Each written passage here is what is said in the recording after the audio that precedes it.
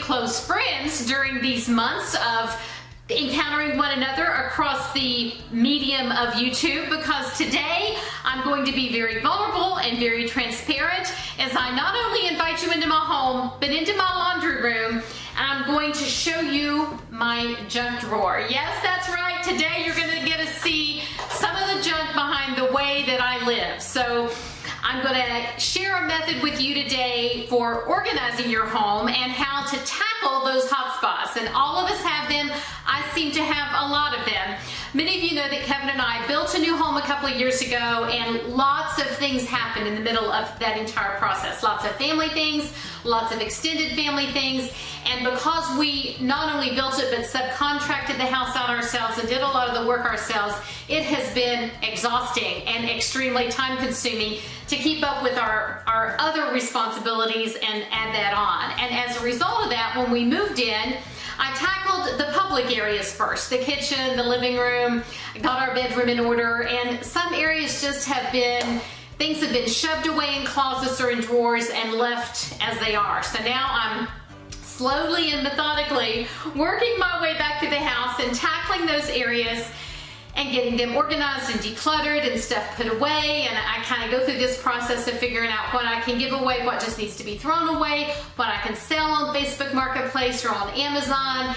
And I just try to be a good steward of what I have. I think I sort of have that mentality of having grown up in the Great Depression, because I just don't like to throw anything in the trash that could be useful. So if it has any use or any life left, I like to give it to Goodwill or the Salvation Army. If it's got enough value and I can sell it and that helps our family's budget, then I like to do that. So anyway, but I have this little phrase that I coined for myself a few years ago, and I'm going to share it with you today. It's an organizing, decluttering method that I call S.P.A.M it. And so S.P.A.M it is an acronym, S.P.A.M, and that stands for sort, purge, arrange, maintain. And so I am spammeting my way through my house. I've tackled some drawers in the kitchen, the pantry, we've done the garage, and today I've saved this one last drawer in my laundry room so that I can share this method with you, my viewers. So I'm eating a piece of humble pie. I'm going to pull this drawer open and let you take a look at what it looks like as I demonstrate this method. It's a method with that little acronym that helps you move along and kind of have some order and focus. So if you want to try the S.P.A.M it method, I recommend starting with something small like a drawer or even your purse. Just jump your purse out and start there. But let's jump in with my laundry room drawer first. I'm going to let you see it.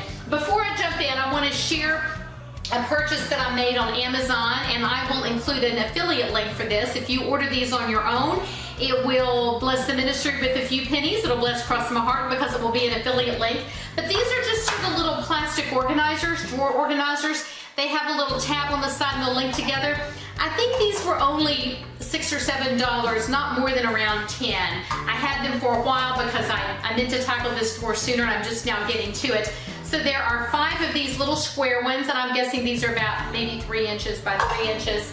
And then there are 3 of these longer rectangular shaped ones.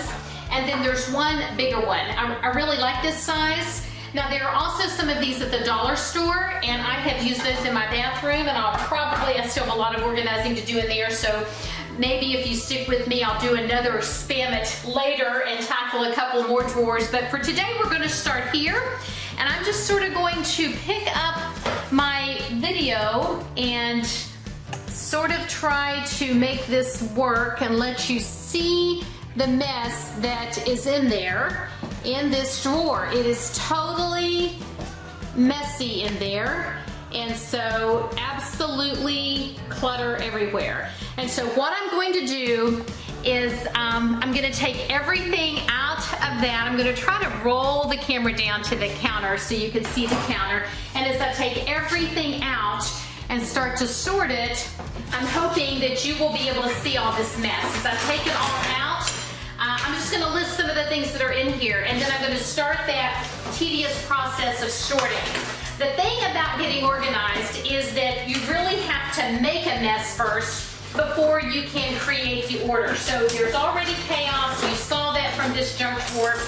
And so really you just have to, when you're getting ready to tackle something like this, you just have to allocate enough time to be able to make a mess and sort through it all and get it finished. Now there have been times that I've tackled an area where we aren't living and working and moving, and I just have to leave it and then come back to it. So if it's an area where you're using things frequently and you don't have that luxury, you want to be sure that you have enough time to tackle it from start to finish.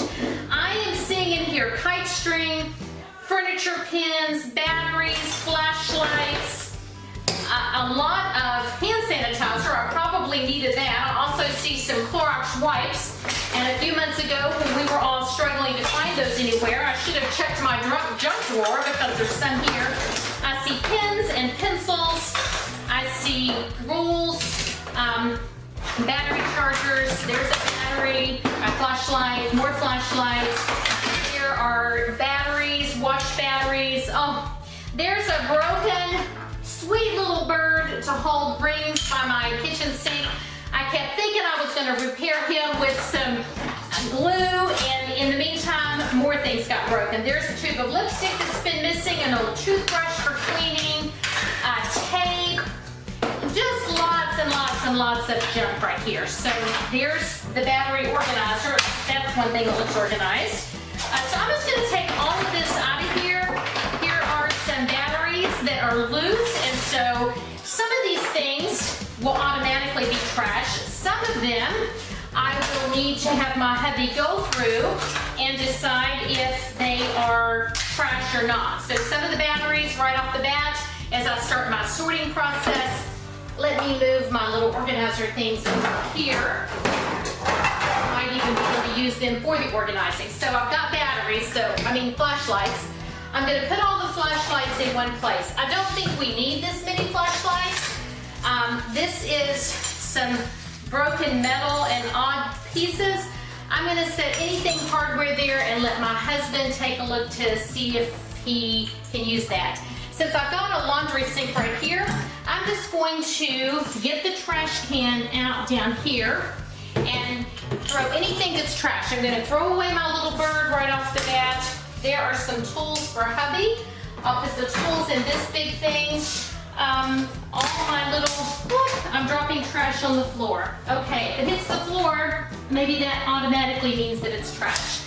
So we may just, here are glue sticks. We may just make the video go fast so you don't have to watch all this painful process. I'm going like 1, 2, 3, 4. Looking at you when you're on the floor. 5, 6, 7, 8. Ready for that heartbreak? I'm going like 1, 2, 3, 4. Looking at you when you're on the floor. 5, 6, 7, 8. Ready for that heartbreak? Your room. A coupon for Bed Bath & Beyond. Now this probably says it has expired. Little fun fact, if you didn't know this, Bed Bath & coupons, even though they have an expiration date, they never expire. They will always take a coupon there. Also, when you go into Bed Bath & Beyond, I have had to struggle with, okay, which thing costs the most, that's what I use the coupon on. They do not limit you to coupons. You can go in with 5 coupons and apply your 20% off to all 5 items. So there's just a little bonus for today. If you shop Bed Bath & Beyond, you can use multiple coupons, and those coupons can also be expired when you go in the store. Does not work the same online. 5, 6, 7, 7, 8.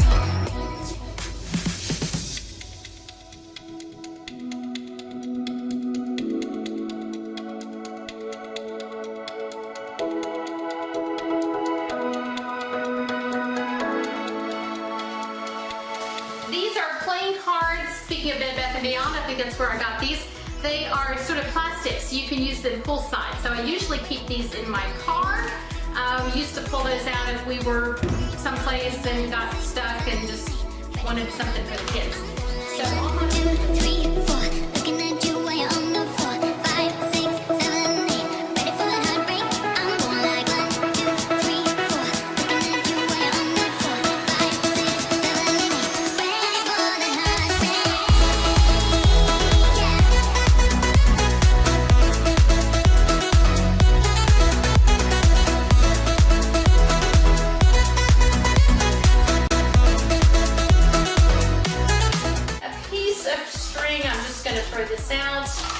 these are old earphones, but they're the kind that when you stay at a hotel, they give those to you when you go to work out, and they don't work. 5, 6, 7, 8. Ready for the heartbreak.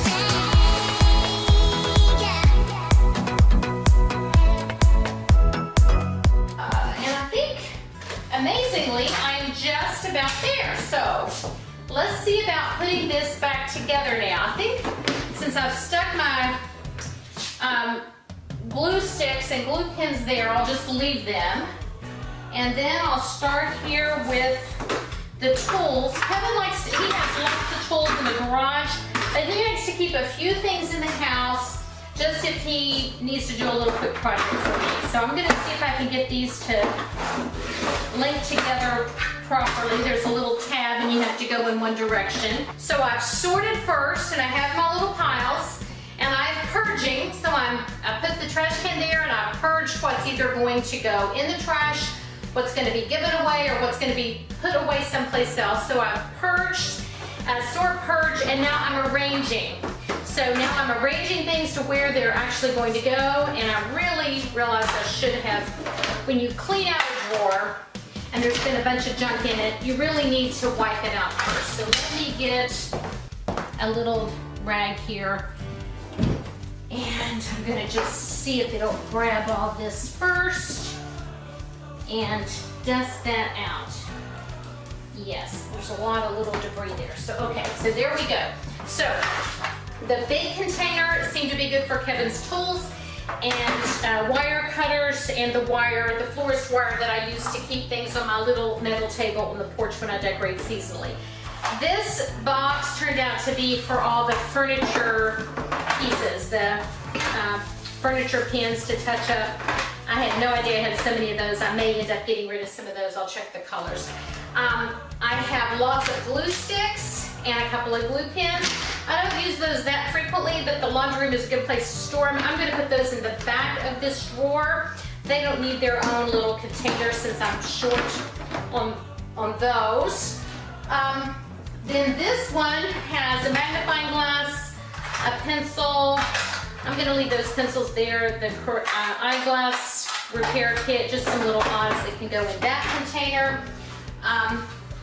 Here is the one with all of my hand sanitizers. And these are a perfect size for my purse. So when one is filled, I can just grab another one. I want to see if it's going to close the drawer. It looks like there's one culprit that is too tall.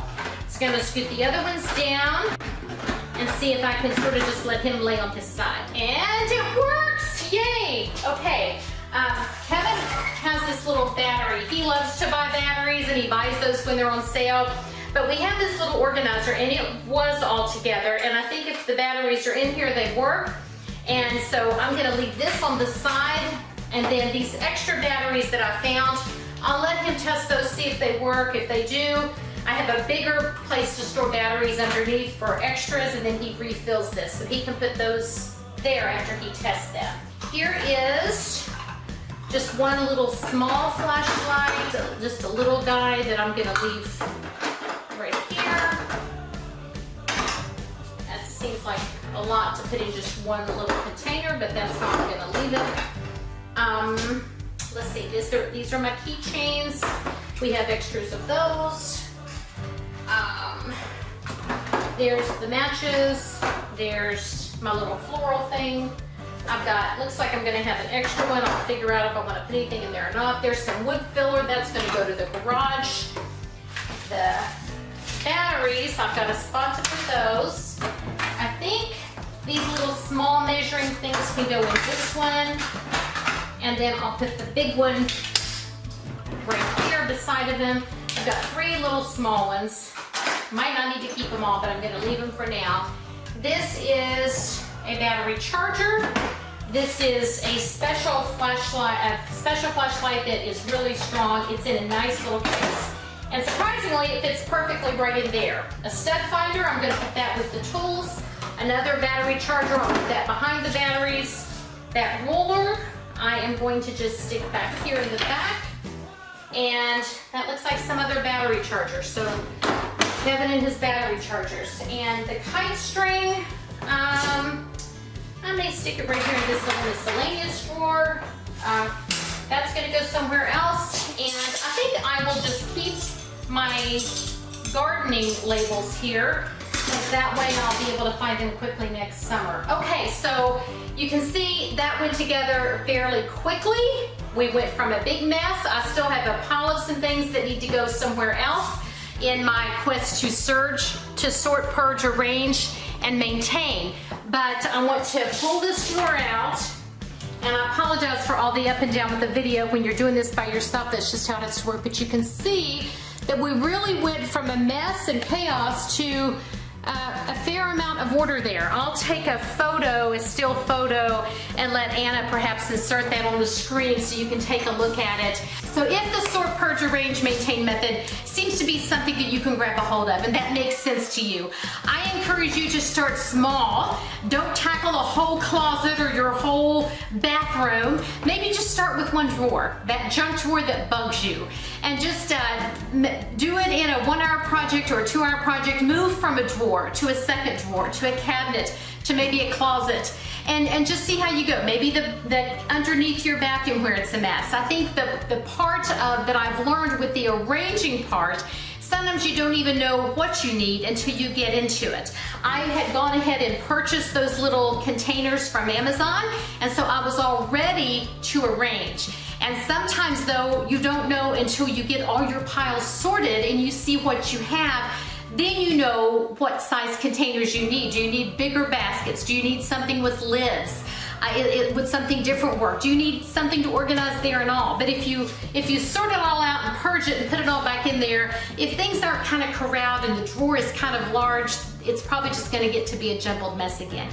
If the drawer is small, you may not need anything to separate it. This was a pretty long drawer that I have here, so it worked out well to have those dividers. So sort, purge, arrange, and then the maintaining part means that you just give it a look every once in a while. And you know, sometimes after you do a project like this, it just brings you pleasure to come in and pull it out and look at it and think, oh, there's something that remains done. If you're a mom like me, there's so many times that the jobs we do, doing the laundry, preparing a meal, cleaning the bathroom, we do it, and then the next week we know it's going to have to be done again. When we get an area of our home organized, there's just some pleasure because we know that that's a job that will stay done, at least for a little while. And it can stay done for a while if we are careful to begin to train ourselves to put things back. When we pull them out, to put them back where they go, and train our children to do that as well. That helps keep it maintained so you don't have to go back and spam that drawer again. So start there and then work your way through your home. Maybe challenge yourself to purge and organize one drawer a week, or every Saturday take a different job. Maybe you would have time in an evening to do that. Put on some music, listen to that, make it kind of fun, but there is such a great sense of accomplishment. I think it also makes us good, better stewards of the things that we have. Of course, we know that everything we have in this life is a gift from the Lord. And if we can't find that tool that we need to do our job, we waste a lot of time.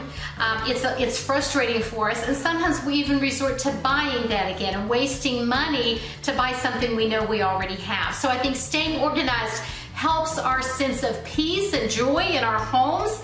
It helps us just feel a sense of accomplishment, and we save time because we can retrieve that tool or that item that we need very quickly. And then of course we save resources because we don't go out and buy something that we already have. I hope my S.P.A.M method has inspired you to tackle a drawer or your purse or a closet at your house and get yourself organized maybe. If there is an area of your home that you've tackled this week, just leave me a note below in the comments and tell me what that is. Laundry room drawer, kitchen drawer, master bathroom medicine cabinet, whatever. It will encourage me to know that my S.P.A.M method is making a difference in your home as it's made a difference in mine. Thanks for letting me be vulnerable and letting you peek into an area of disarray in my home. For Cross My Heart Ministry, I'm Laurie McFarland. Happy organizing. Go S.P.A.M it, ladies.